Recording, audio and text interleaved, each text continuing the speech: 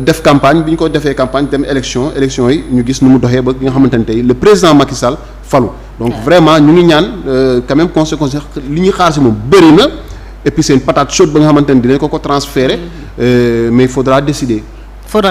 Alors maître Ciré Clédor Ly dégg nañu ko sànq mu wax lu am solo nee na le ministre de l'intérieur yëg na li xew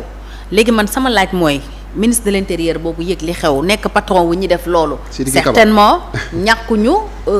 sañu ñoo def loo xam ne moom àndu ci kooku moo war a organiser élection yi waral coow li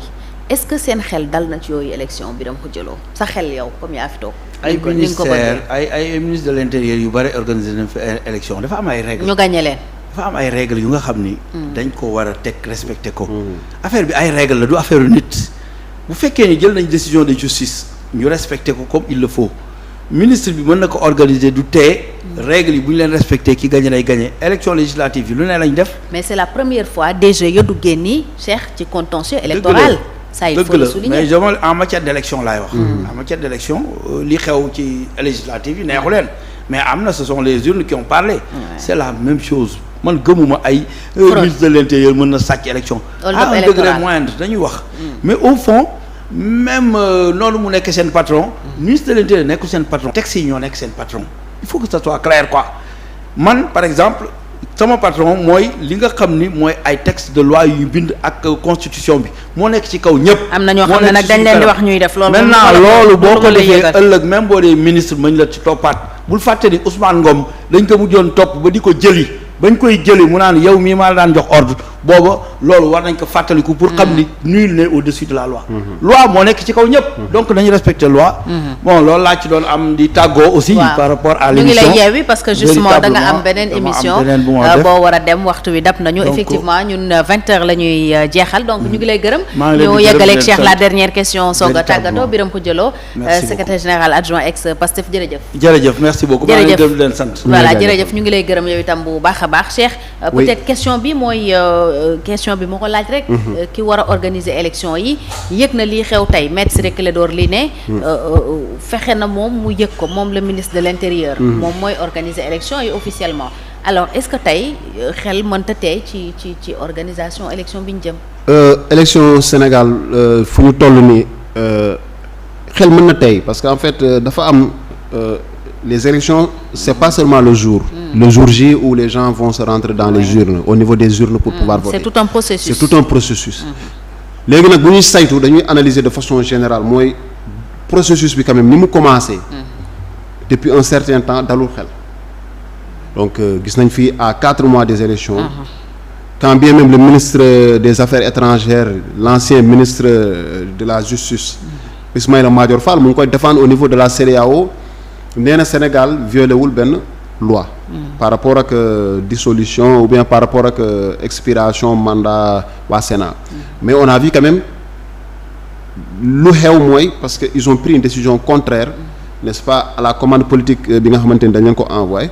ñoom tax na ba ñu décider donc mettre fin à leur mandat donc qui a expiré bien longtemps léegi nag. xel day tey encore une fois parce que quand on est observateur de ce qui se passe aujourd'hui xel mënul dal à 100% quand bien même le camp du pouvoir c'est-à-dire à l'instar il y a le président Macky Sall qui n'a pas donné les gages nécessaires il n'a pas donné les assurances maanaam dalalul xel waxuma sax ñi nga xamante ni les protagonistes ñi bëgg a bokk mais dalalul xel le peuple sénégalais bi nga xamante ni moom moo war a choisir donc tey proposé nañ ko en 2019 mu am une personnalité indépendante n'est-ce pas pour pouvoir organiser les élections il a refusé il a opposé un niet catégorique encore une fois xaaruñu ko ci moom parce que yaakaaruñu président Macky Sall def ko mais le ministre de la justice le ministre de l'intérieur Sidiki Kaba dafa doon koo xamante ni aussi c'est une personnalité colorée gis nañ ko au niveau de Tambacounda il avait fait une descente ci terrain bi mouillé le maillot pour quelle coalition pour la coalition Benno Bokk Yaakaar donc gis nañ loolu déjà kooku moo war a ñëw organiser ay élections peut-être dans le déroulement n'est-ce pas nu mu tudd des élections peut-être le comptage et cetera et autres peut-être foofu noonu amul benn peut-être pouvoir pour pouvoir quand même def yenn yi. loolu je mets ça entre guillemets parce que aussi on a vu quand si yenn zones yi nga xamante ni ils ont déclaré pendant des élections passées que amoon na ay bureaux yoo xamante ni le nombre de votants était supérieur au nombre d'inscrits loolu c'est un problème bu dee loolu am na et que c'est une information vérifiée encore une fois ça peut quand même bourrage d'urne tam yàgg nañ ko dégg ci Sénégal mën na duteloo nit mais dama jàpp ne si les Sénégalais décident de voter massivement loo def bourrage est-ce que loolu mooy solution bi du solution les Sénégalais ils doivent man li ma gëm les Sénégalais ils doivent voter massivement parce que loolu day contrebalancer tey même su nekkee ni par exemple je donne un exemple s'il arrivait par exemple que des gens cherchent à faire un bourrage des urnes sachant qu'ils ne pourront pas le faire partout oui. Il y a juste des contrées il y a des zones yi nga xamante ni am nañu yaakaar ne peut-être mën nañu ko fa def mu dox mais bu ñu ko fa defee et que sénégalais yu voté bëri day contrer loolu donc forcément day wàññi donc quelle que soit la situation taux d'abstention boo ñu nangu mu yéeg non bu yéeg parce que bu yéegee aussi ça joue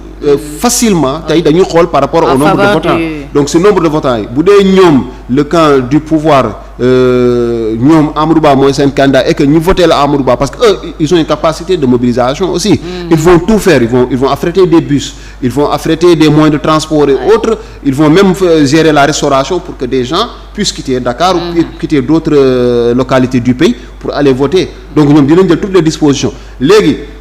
arsenal boobu noonu tey gis nañ ne par exemple l'opposition n'a pas forcément les moyens de ça tey gëmuma ne tey Pastef su bokkoon est-ce qu'ils ont les moyens d'affréter des bus jóge fii dem Tamba dem Kédougou dem Ziguinchor pour mën voter ji gëmuma loolu mais les responsables locaux yi nga xamante ni ñu ngi au pouvoir ou bien dans Benno Bokk Yaakaar ils sont capables de le faire on a vu ici dans le nord ça se passe toujours comme ça Farba Ngom il va faire de son mieux pour déplacer quand même ñi nga xamante ni ñu ngi soqee ko Agnam ñu dem voter ji ce sera la même chose pour ki nga xamante ni mooy Cheikh Oumar Anne ils vont mouiller le maillot pour que loolu am ne léegi nag bu deekee taux d'abstention dafa am forcément ñoom ñoo si gën a profité mais du moment que Sénégal yu bëri voté nañ ça va contrebalancer ak lu mën di am dinañ ko mën a dabe feneen et les scores seront toujours très serrés léegi nag après dinañ dem second tour bi nga xamante ni ce sera décisif le peuple sénégalais va décider te second tour d'habitude gis nañ ne quand même l'histoire a voulu que jigul le parti au pouvoir Sénégal ñaari yoon la dem second tour ba mu demee second tour gis nañ toujours le parti au pouvoir a perdu l'élection présidentielle. xanaa ñu ubbi peut-être la ligne su fekkee am na ñu fi nekk sinon ñu tàggoo parce que waxtu wi jeex na. Seydi Cheikh. voilà ñu ngi lay gërëm bu baax a baax ci analyse yu am solo yi gërëm itam sunu gan mi fi ne woon ak ñun Birame Khoudia Lo secrétaire général adjoint ex Pastef gërëm ñu doon topp ci live bi ñëpp xibaar bi ñu fàttali ko mooy kii di mandataire Ousmane Sonko Ayib Daffé dafa ànd ak maître Ciré Clédor Ly dellu ca DGE ak UC bi yoon mais nanguwuñu ñu dugg donc ba tey Ousmane Sonko jotagul fiche de parrainage am mun nañu jox itam Cheikh ne kon ba tey il n'est pas encore réintégré sur les listes électorales ni ko juge tribunal hors classe bu Dakar digle Sabassi Faye tamit digle woon ko noonu donc ba tey DGE mi ngi def résistance loolu la voilà donc peut-être fii ak suba situation bi dina évoluer ñu ñëw àndaat ak yéen ci yeneen jotaay ñu ngi leen di gërëm ci ànd beeg